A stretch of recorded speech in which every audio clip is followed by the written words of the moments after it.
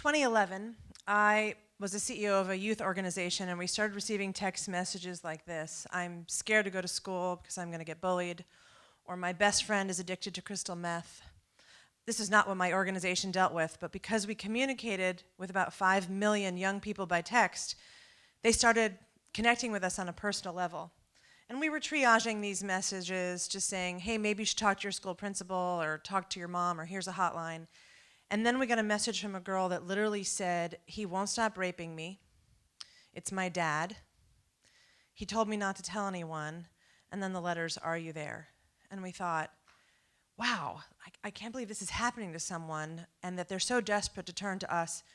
We need to start something, a hotline by text. Crisis counselors are on their laptops. Texters just text. It's not download an app. It's not some new kind of thing that they have to adjust to. It's common usage. And so we launched in 2013. I left that organization and started Crisis Text Line.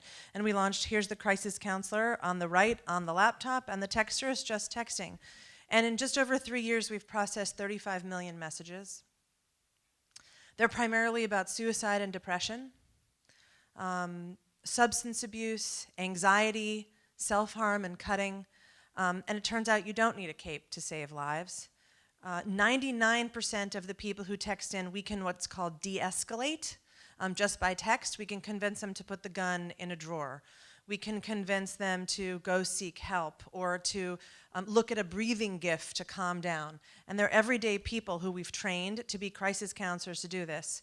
About 0.7% of the time, we need to trigger what's called an active rescue, where we call 999 or 911. We call emergency services and send police or EMT to the home or to wherever this person is to intervene before they kill themselves or someone else.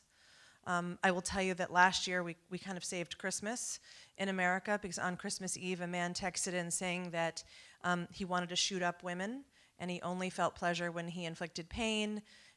He kept mementos. And we located him, and the police arrived at his home to find not only an arsenal of loaded weapons, but a human foot. This is the world's largest mental health data set that's ever been collected. And we're using AI and natural language processes to auto-tag it in real time, so we can do two things. One is make us better, and two is make the world better. So we make the world better by aggregating and anonymizing the data. So you can see things like, here's the map for anxiety in the United States. It's primarily the East Coast and California. Surprise.